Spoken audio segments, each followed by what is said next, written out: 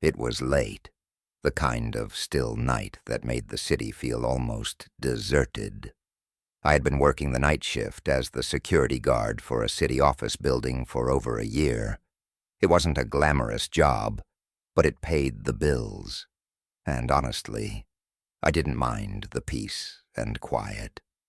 My shift consisted mostly of walking the halls, keeping an eye on security monitors, and taking an occasional break in the small break room near the lobby. For the first few days, I noticed the two men across the street. At first, I thought nothing of it, just two guys hanging around, maybe waiting for a cab or talking about their plans. But after the third day, I started seeing them more often, always at the same time, always standing there, just watching the building.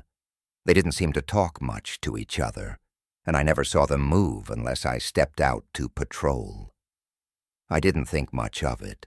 I assumed they were just waiting for something or someone. After all, the area was a bit run down, and I figured people hung around at night for various reasons. But then things started to feel off. It happened during my lunch break one night.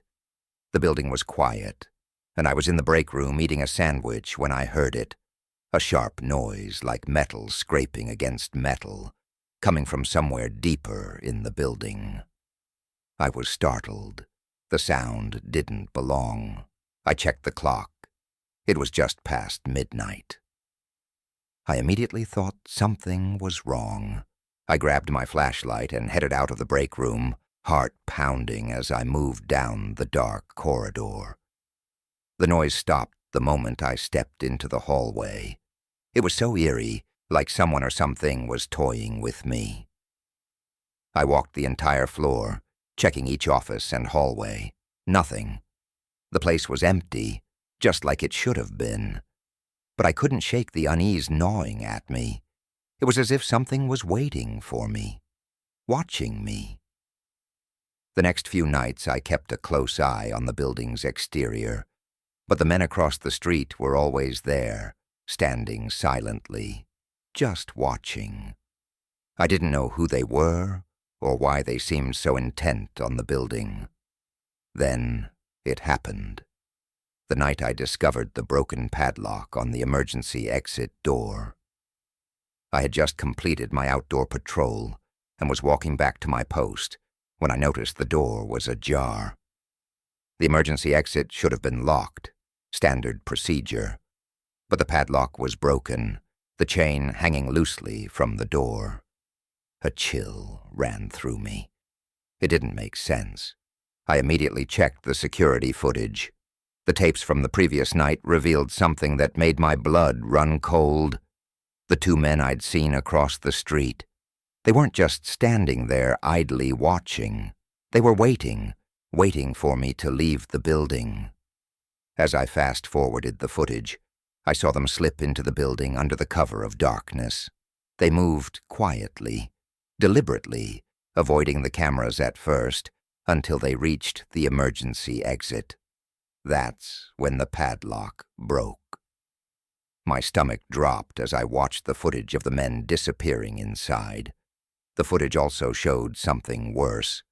While I was walking the outer perimeter of the building, they had snuck in, practically face to face with me at one point. I didn't even know they were there. I had walked past them, and they were so quiet, so deliberate.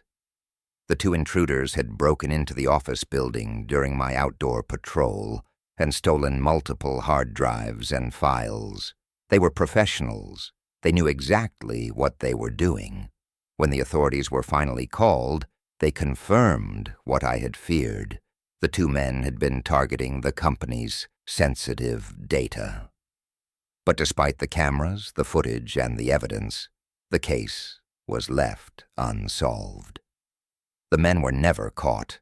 I still can't shake the feeling of being watched. Every time I pass that building, I catch myself glancing across the street, half expecting to see those two men again. Their faces, hidden in the shadows of that street corner, are etched into my memory. And now, I can't help but wonder, was I always just a bystander in this story? Or did I narrowly escape becoming part of their plan? It was a cold, quiet night at the hospital, just how I liked it. I worked the night shift at the ER's front desk. Most of the time, things were slow. A few minor injuries, some impatient patients waiting to be seen. Nothing too out of the ordinary. It wasn't glamorous, but it was steady work, and I liked the quiet hours away from the daytime chaos. That night, though, something felt off. The man walked in around 2 a.m. I'd seen him before, but it wasn't his face that made my stomach twist. It was the way he looked at me. His eyes didn't blink. They just stayed locked on me, cold and calculating. He didn't approach the desk right away. He just stood by the door, staring at the empty ER waiting room. I gave him a quick nod, trying to ignore the uneasy feeling crawling up my spine. "Excuse me," he finally said, his voice rough and hoarse. "I'm looking for Hannah Smith." Hannah Smith. I froze. There was no one by that name in the system. But before I could say anything, the man's posture shifted, like he was about to move forward. I could see the subtle shift in his eyes, like he wasn't even fully aware of what he was doing. I tried to remain professional, though my voice wavered slightly. "Sorry, sir, but I don't see a Hannah Smith in our records." He didn't say anything more. Instead, he just stared at me for a long, uncomfortable moment. I felt a chill as his gaze lingered, and for a second, I wondered if he was going to say something else or do something unpredictable. But then, just as quickly as he'd appeared, he turned and walked out the door without another word. I tried to shake it off, but the feeling of unease stayed with me. As my shift ended, I grabbed my things and headed out. The parking lot was eerily quiet, the streetlights casting long, harsh shadows across the pavement. I couldn't shake the feeling that someone was watching me. The empty roads stretched ahead, stretching out into the unknown. It wasn't even a particularly dangerous area, but tonight, the isolation felt suffocating. The drive home was long. With each mile, the feeling of being watched grew. I couldn't explain it, but something about the way the night felt made me feel as though I wasn't alone in my car. I glanced in my rearview mirror, but the roads were empty. Still, I couldn't shake the paranoia. When I finally pulled into my driveway, I noticed something that made my heart skip a beat. The porch light was on, but that wasn't what caught my attention. It was the silhouette in my yard. A man, standing still just out of the light's reach, his face hidden in the shadows. I slammed my car door shut, my pulse racing. I quickly turned and locked the door behind me, breathing hard. My mind raced as I tried to make sense of it all. Then there was a sound, the faintest scrape of metal against metal. I froze. The backseat door of my car slowly creaked open. I rushed out of the car, panic surging through me. I ran toward my front door, my heart pounding in my chest. I didn't stop to look back until I was inside, and the door was locked. The man from the hospital. It was him.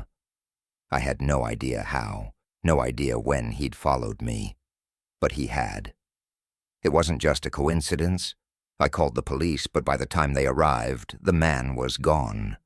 It was as if he'd vanished into thin air. Over the next few weeks, I became convinced that I was being stalked. He was everywhere. The same man appeared in the lobby, staring at me from a distance. Sometimes I'd see him standing outside, lingering just on the edge of my vision, always watching. I tried to keep it to myself, not wanting to seem paranoid. But it got worse.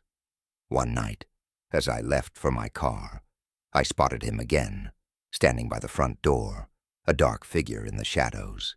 Then one day, it was over. The police caught him. It turned out that he'd been following me for weeks, watching me while I worked. He'd made multiple visits to the hospital, always asking for Hannah Smith, though I still don't know who she is or why he asked about her. When they caught him, I thought I'd feel relieved, but all I felt was unease. He never explained why he'd stalked me, why he'd been so fixated. I never got the answers I needed. It's as if he'd been watching me for some unknown purpose, but what that purpose was, I'll never know. Even now, months later, I still can't shake the feeling that he's out there, watching. I haven't seen him since the police took him away, but there's a part of me that will never feel completely safe again. I'll always wonder if he's still out there, somewhere, waiting.